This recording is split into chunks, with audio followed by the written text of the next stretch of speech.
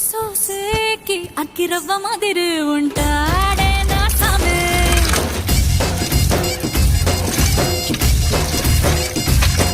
మెత్తాని పత్తి పువ్వుల మరి సంటో